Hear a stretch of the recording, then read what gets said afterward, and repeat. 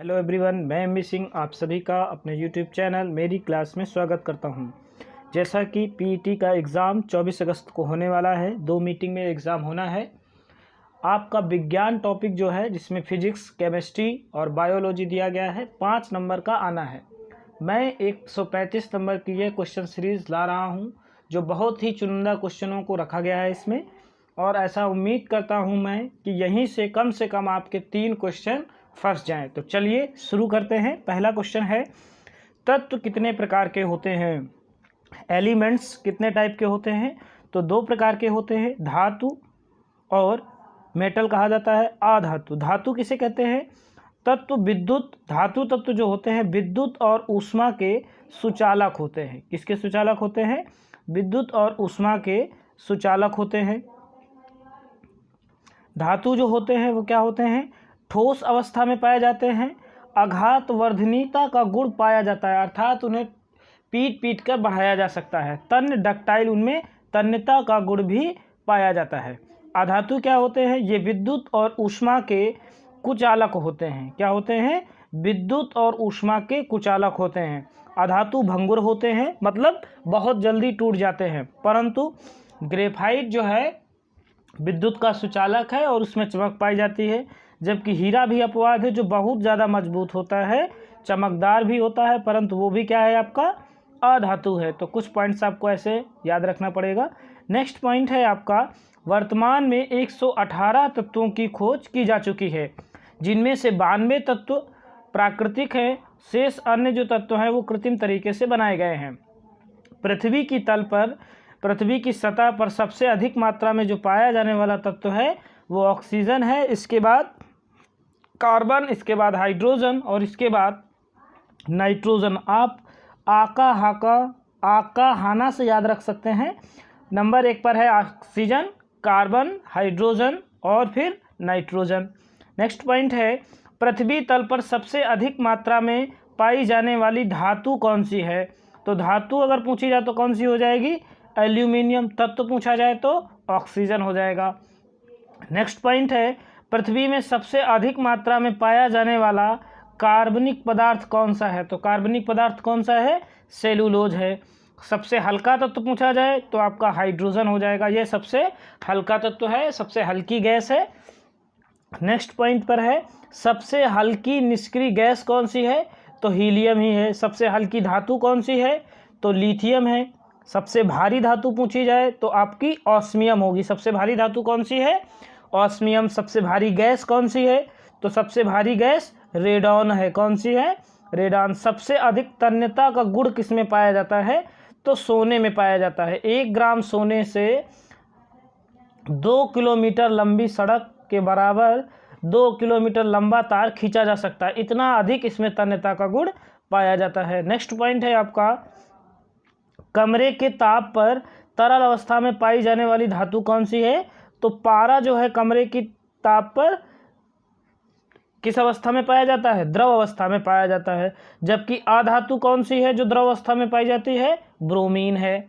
Next है आपका, विद्युत और ऊष्मा का सबसे अच्छा चालक कौन है? तो विद्युत और ऊष्मा का सबसे अच्छा चालक चांदी माना जाता है, इसके बाद सोना है, इसके बाद तांबा आता है। विद्युत और ऊष्मा की सुचालक अधातु कौन सी है? तो ग्रेफाइट जो है अधातु है, आपकी विद्युत और ऊष्मा की सुचालक है, जबकि अधातु है। चाकू से काटी जाने वाली धातु कौन सी है या मुलायम धातु कौन सी है? तो सोडियम इतनी मुलायम होती है कि इसे आसानी से चम्मच से भी काटा जा सकता है। केरोसिन के तेल के अंदर रखी जाने वाली धातु कौन सी है? तो सोडियम है। जबकि पानी के अंदर क्या रखा जाता है? तो पानी के अंदर फास्फोरस को रखा जाता है। क्या रखा जाता है? फास्फोरस जो है पानी के अंदर रखा जाता है। ये फास्फोरस आपका अधातु होता है। नेक्स्ट है, सबसे अधिक विद्युत ऋणात्मकता वाला तत्व कौन सा है? तो फ्लोरीन जो है सबसे अधिक विद्युत ऋणात्मकता वाला तत्व है। जबकि सबसे अधिक इलेक्ट्रॉन ग्रहण करने वाला तत्व कौन सा है? क्लोरीन जो है सबसे अधिक विद्युत ऋणात्मकता, सर्वाधिक इलेक्ट्रॉन ग्रहण करने वाला तत्व क्लोरीन और विद्युत ऋणात्मकता वाला तत्व फ्लोरीन है। आशा की धातु किसे कहा जाता है? Hope metal, metal of hope की उपमा किसे दी गई है? तो मेटल ऑफ होप की उपमा यूरेनियम को दी गई है। किसे दी गई है? यूरेनियम को। रणनीतिक धातु, रणनीति की धातु या रणनीतिक धातु किसे कहा जाता है? टाइटेनियम को कहा जाता है। इसकी सर्वाधिक मात्रा चंद्रमा में पाई जाती है। मानव शरीर में सबसे अधिक मात्रा में पाया जाने वाला तत्व कौन सा है? तो मानव शरीर में सबसे अधिक ऑक्सीजन पाया जाता है। मानव शरीर में सबसे अधिक मात्रा में पाई जाने वाली धातु कौन सी है? तो कैल्शियम है। पृथ्वी में सबसे अधिक कौन सी पाई जाती है धातु? तो एल्यूमिनियम है। मानव शरीर ह्यूमन बॉडी में कौन सी पाई जाती है? तो कैल्शियम है। यौगिक एक शुद्ध पदार्थ होता है, ठीक है, जबकि मिश्रण अशुद्ध पदार्थ होता है। जल का क्वथनांक सर्वाधिक 100 डिग्री सेंटीग्रेड पर होता है। इंपॉर्टेंट है। नेक्स्ट पॉइंट है आपका, जल का घनत्व 4 डिग्री सेंटीग्रेड पर अधिक होता है। क्वेश्चन ये पूछा जा चुका है कि जल का सर्वाधिक डेंसिटी कब होता है? तो 4 डिग्री सेंटीग्रेड पर। और जल का आयतन न्यूनतम 4 डिग्री सेंटीग्रेड पर होता है। कब होता है? 4 डिग्री सेंटीग्रेड पर न्यूनतम होता है। जल में हाइड्रोजन बंध के कारण यह द्रव अवस्था में पाया जाता है। क्वेश्चन अगर पूछे कि किस कारण जल द्रव अवस्था में पाया जाता है? तो हाइड्रोजन बंध के कारण, ठीक है। किस बंध के कारण? हाइड्रोजन बंध के कारण।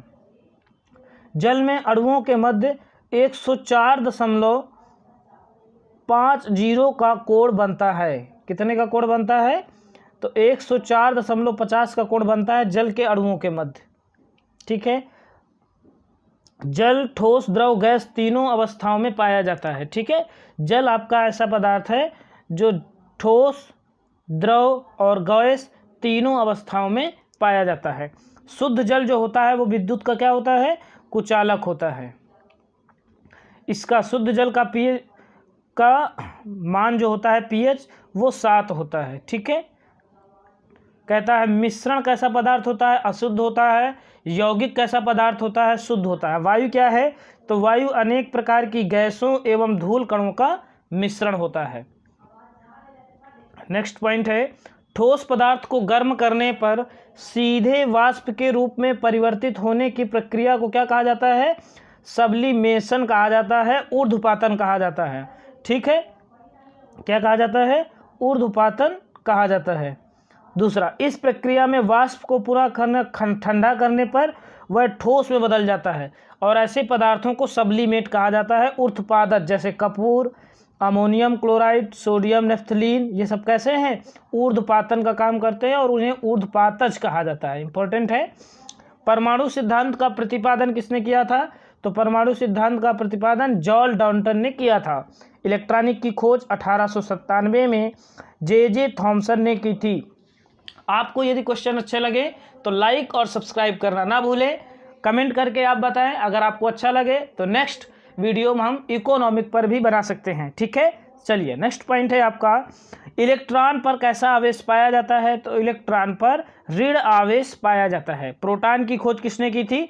तो 1886 में गोल्डस्टीन ने की थी और इस पर धन आवेश पाया जाता है, ठीक है। न्यूट्रॉन पर 0 आवेश होता है, वो विद्युत उदासीन होता है।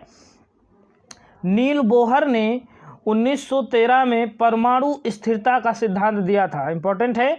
कब दिया? 1913 में परमाणु स्थिरता का सिद्धांत किसने? नील बोहर साहब ने। कार्बन, यूरेनियम और ऑक्सीजन के 3 समस्थानिक होते हैं, ठीक है। न्यूट्रॉन की खोज किसने की थी? जेम्स चैडविक ने न्यूट्रॉन की खोज की थी। इस पर न्यूट्रॉन पर विद्युत उदासीन पाया जाता है, ठीक है। अल्फा किरण जो है धन आवेशित होती है, इसकी क्षमता जो है वेधन क्षमता कम होती है।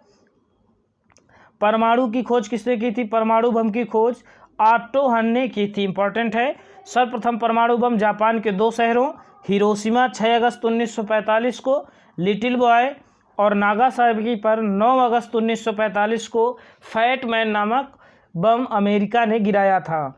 द्वितीय विश्व युद्ध के दौरान है और उस समय अमेरिकी राष्ट्रपति जॉन ट्रूमैन हुआ करते थे। बीटा किरण जो है ऋण आवेशित होती है, अल्फा किरण धन आवेशित होती है। गामा किरणें जो होती हैं उदासीन होती हैं। गामा किरणों की भेदन क्षमता बहुत अधिक होती है। गामा किरणों की भेदन क्षमता बहुत अधिक होती है। यह स्टील के खंभे को भी पार कर सकती है, मोटे से मोटे राड को भी चीर सकती है। नेक्स्ट है आपका, गामा किरणों में जीवित कोशिकाओं को नष्ट करने की शक्ति होती है। परमाणु भट्ठी का निर्माण किसने किया था? एनरिको फर्मी ने परमाणु भट्ठी का निर्माण किया था। नाभिकीय रिएक्टर में यूरेनियम या प्लूटोनियम का उपयोग ईंधन के रूप में किया जाता है। इंपॉर्टेंट है कि नाभिकीय रिएक्टर में ईंधन में किसका प्रयोग होता है? यूरेनियम या फिर प्लूटोनियम को प्रयोग किया जाता है। नाभिकीय रिएक्टर में भारी जल D2O, ग्रेफाइट की छड़ें और बेरिलियम के छड़ों का प्रयोग मंदक के रूप में किया जाता है। इसकी गति को धीमा करने के लिए किया जाता है। नाभिकीय रिएक्टर में कैडमियम की छड़, बोरान की छड़ का उपयोग भी नियंत्रक के रूप में किया जा सकता है।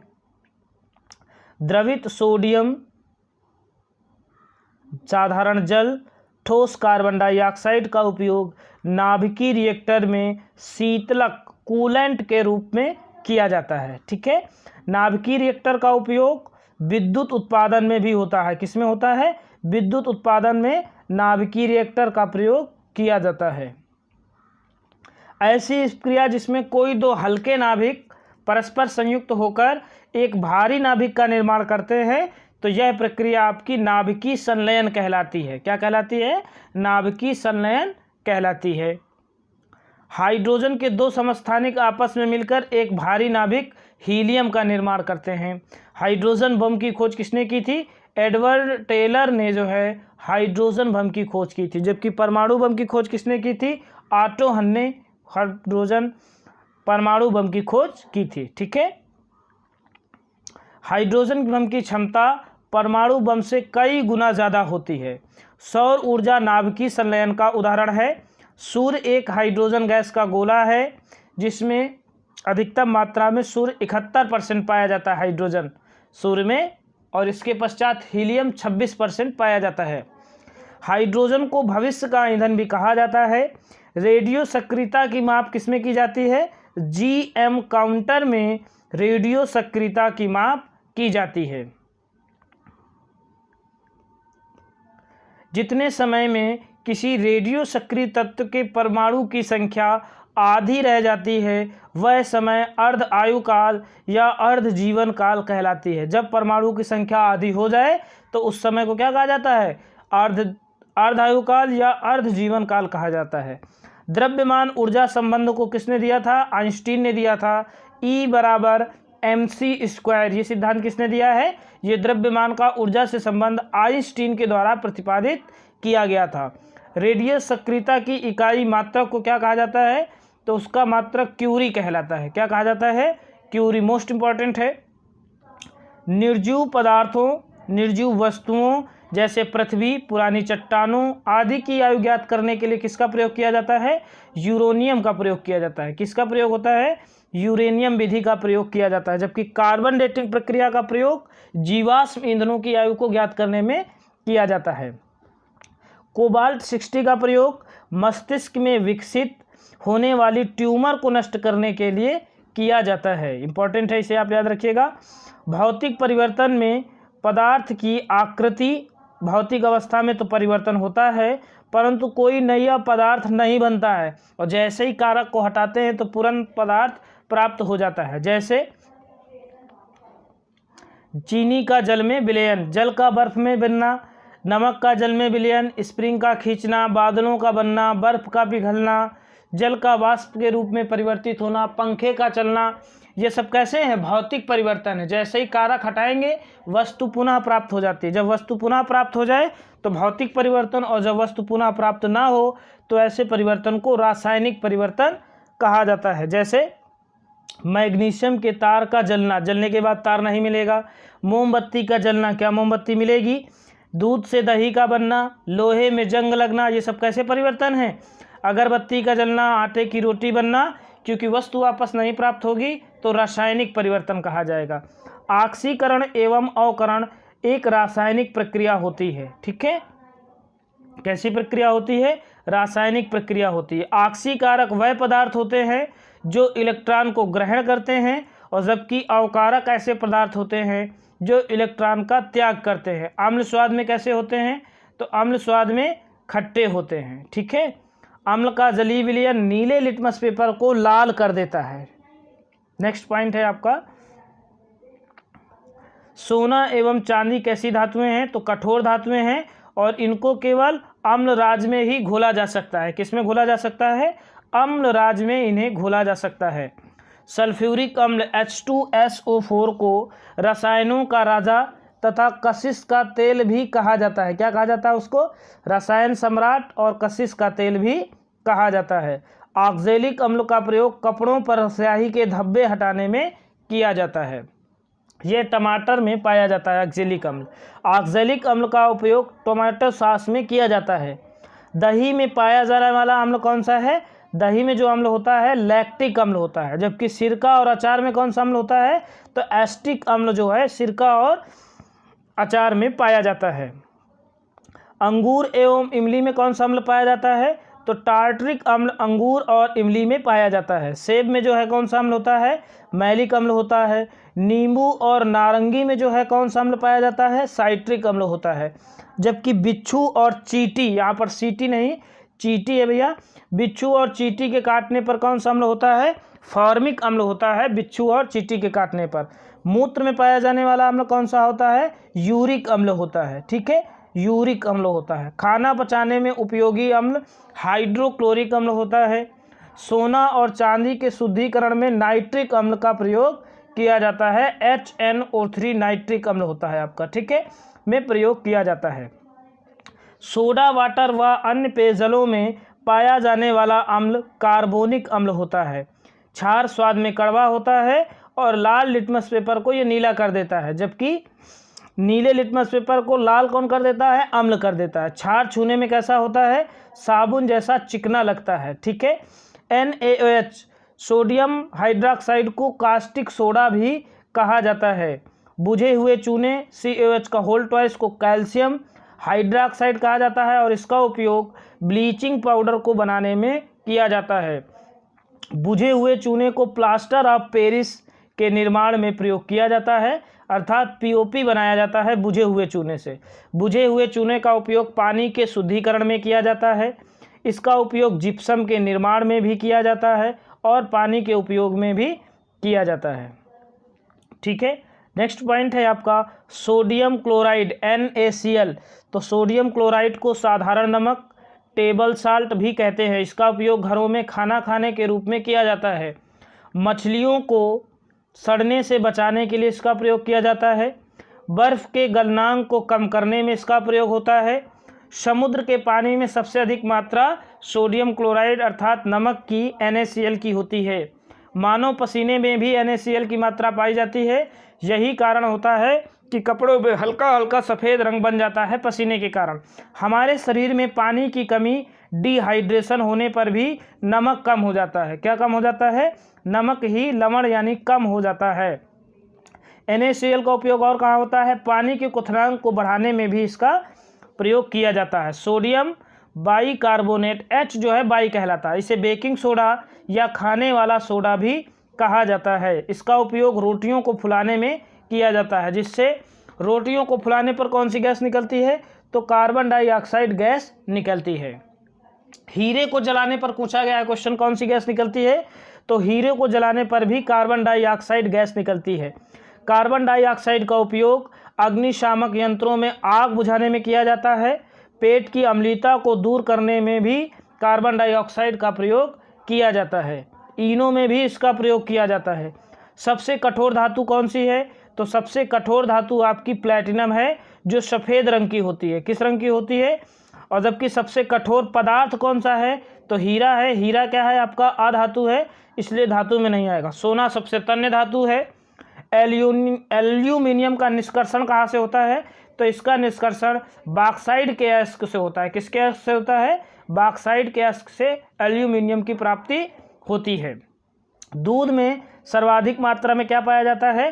कैल्शियम पाया जाता है। और केसीन नामक प्रोटीन के कारण दूध का रंग कैसा होता है? दूध का रंग सफ़ेद होता है। ठीक है। चांदी का निष्कर्षण किस अयस्क से होता है? तो चांदी का निष्कर्षण Ag2S अर्जेंटाइट से किया जाता है। चांदी सल्फर की परत जमने पर काली पड़ जाती है और यह AgS यौगिक कहलाता है। चांदी में जो काला कलर आ जाता है वो सल्फर के कारण होता है। इसे चांदी विद्युत और ऊष्मा की सबसे अच्छी चालक है। सिल्वर ब्रोमाइड का उपयोग किस लिए किया जाता है? फोटोग्राफी में होता है। जबकि सिल्वर आयोडाइड का उपयोग किस में होता है? वर्षा के लिए सिल्वर आयोडाइड का उपयोग किया जाता है। सिल्वर नाइट्रेट का उपयोग स्याही बनाने में किया जाता है, जो मतदान के समय लगाई जाती है। सिल्वर नाइट्रेट का उपयोग नाखूनों पर लगने वाली स्याही, धोबी के द्वारा कपड़ों के ऊपर चिन्ह लगाने में किया जाता है। सिल्वर क्लोराइड को हार्न सिल्वर भी कहा जाता है। क्या कहा जाता है? हार्न सिल्वर भी कहा जाता है। पिटवा लोहा को ढलवा लोहा कहा जाता है। क्या कहा जाता है? ढलवा लोहा। पिटवा लोहा ढलवा लोहा की अपेक्षा शुद्ध होता है। इसमें कार्बन की मात्रा 0.12 से 0.25 होती है। लोहे को जंग से बचाने के लिए उसमें जिंक की परत चढ़ाई जाती है, जिसे जस्तीकरण या यश दले पलन भी कहा जाता है। इंपॉर्टेंट है। फेरिक क्लोराइड का उपयोग कटे हुए स्थान के खून बहने से रोकने के लिए किया जाता है, क्योंकि यह रक्त का थक्का बनाता है। इंपॉर्टेंट है। आयरन सल्फाइड FeS2 को आयरन पायराइड या झूठा सोना भी कहा जाता है। क्या कहा जाता है? झूठा सोना भी कहा जाता है आयरन पायराइड्स को। शरीर में लोहे की कमी से एनीमिया रोग हो जाता है, इसे अरक्तता भी कहा जाता है। जबकि शरीर में लोहे की अधिकता से लौहमयता या सिडरोसिस रोग हो जाता है, इसे सिडरोसिस भी कहा जाता है लौहमयता को। स्थायी चुंबक बनाने के लिए स्टील का प्रयोग किया जाता है, जबकि अस्थायी चुंबक बनाने के लिए कच्चे लोहे का प्रयोग किया जाता है। यूरेनियम को आशा की धातु कहा जाता है। थोरियम रेडियो सक्रिय धातु होती है। कैसी धातु होती है? सक्रिय धातु होती है। थोरियम भारत में केरल के समुद्री तट की बालू में मोनाजाइट के अयस्क के रूप में पाया जाता है। थोरियम जो है का निष्कर्षण मोनाजाइट अयस्क से किया जाता है। अब तक कुल अधातुएं जो ज्ञात हुई हैं उनकी संख्या 22 है। अधातुएं विद्युत की कुचालक होती हैं, इनमें तन्यता का गुण नहीं पाया जाता है। उम्मीद करेंगे आपको ये विज्ञान की प्रश्न श्रृंखला बहुत ही महत्वपूर्ण साबित होगी और आपके आने वाले एग्ज़ाम PET में यहीं से क्वेश्चन फंसने की पूरी उम्मीद की जा रही है। इसलिए जल्द से जल्द इसका रिवीजन करें और अपने दोस्तों को अधिक से अधिक शेयर करें। वीडियो देखने के लिए आप सभी लोगों का बहुत बहुत धन्यवाद।